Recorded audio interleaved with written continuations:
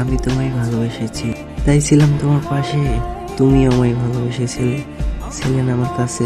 আজ তুমি আমার থেকে হাজার মাইল দূরে, তবে দূর থেকে তুমি মিশে আসছো আমারই দেহের মাঝে। ছিলে ফুল তুমি, আমি ছিলাম নির্ভুল।